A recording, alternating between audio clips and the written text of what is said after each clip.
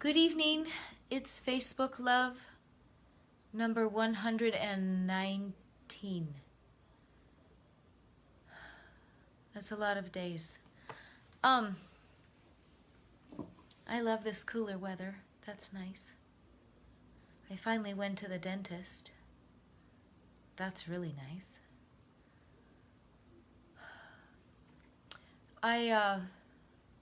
I came across a couple poems today that helped me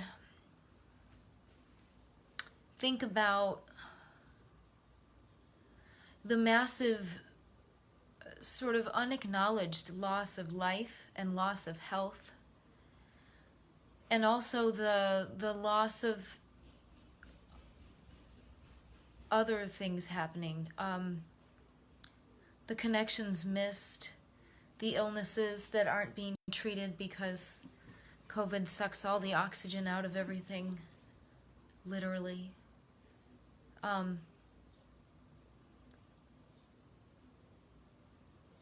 matter what happens, I can't seem to get away from the idea that it's incredibly painful to look squarely at what's happening, to look at the divisions that are trying to be widened. Am I saying that right?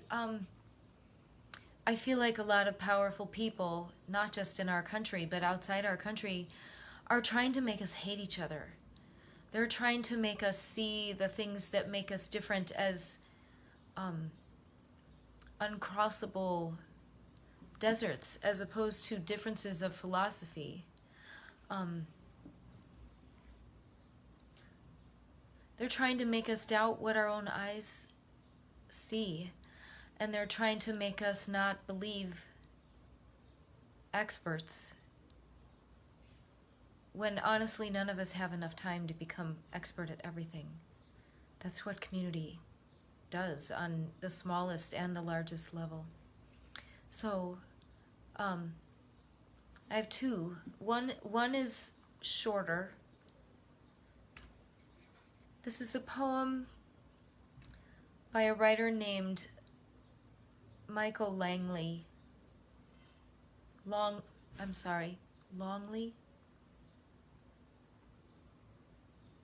My vision isn't very good. A poem by Michael Longley called The Ice Cream Man. Rum and raisin, vanilla, butterscotch, walnut, peach. You would rhyme off the flavors.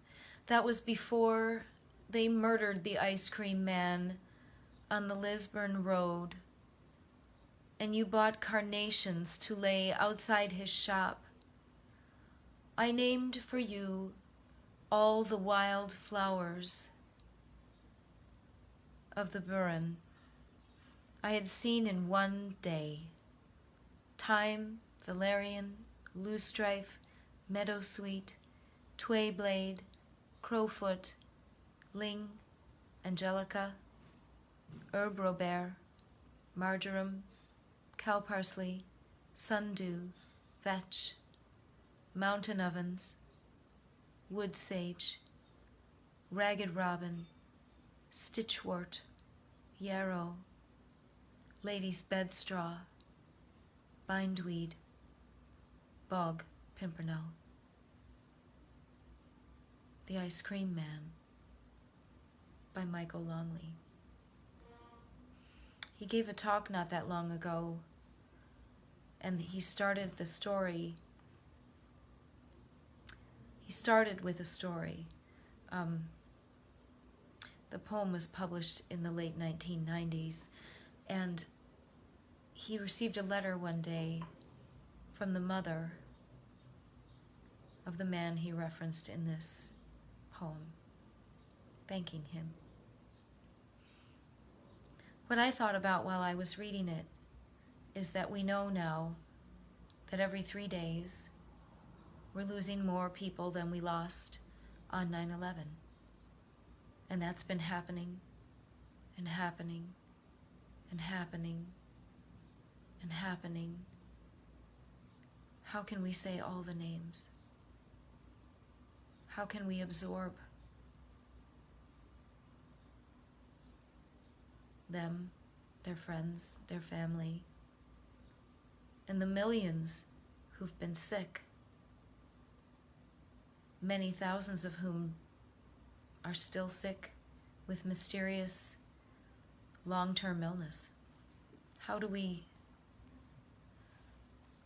do with that? I don't have an answer, so I read The Ice Cream Man.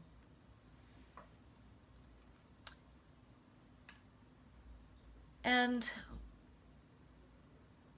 I like to go to Mary Oliver when I feel at sixes and sevens, which I often do lately. This one is called Every Morning. I read the papers.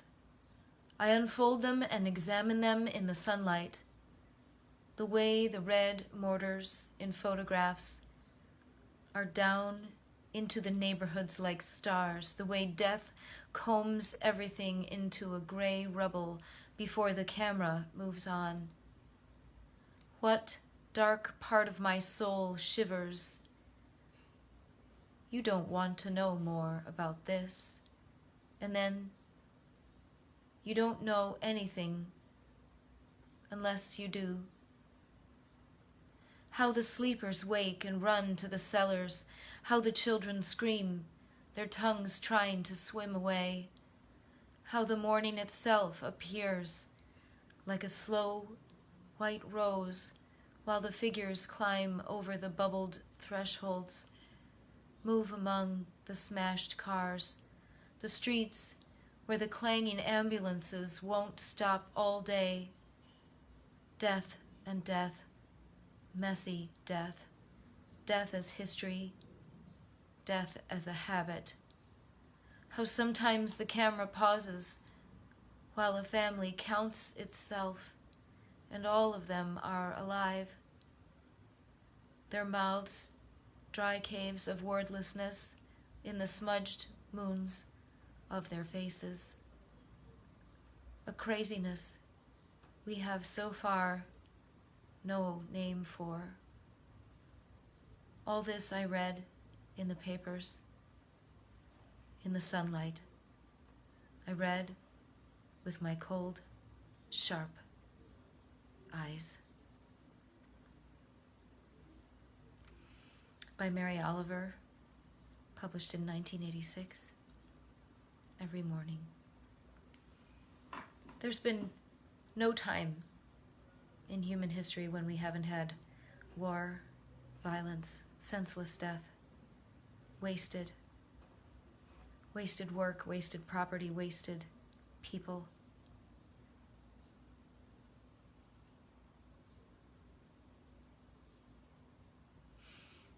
John Lewis believed fervently something that I also refuse to give up on, which is humans can evolve. We can find new ways to solve problems. We can find ways to come at difference without making others of people with different thoughts. The first thing that ever made me understand how that was possible was studying French. Because when you start to learn the way people speak and how they string words together and the way they express their ideas and the symbolism that makes sense to them, you start to see that they're just people like us, but they have a slightly different lens. Their periscope is turned differently. Travel has shown me that. Reading, so much reading. Films made by filmmakers around the world. Poetry.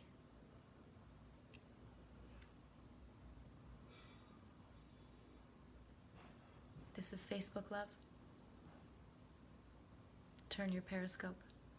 I'll see you again.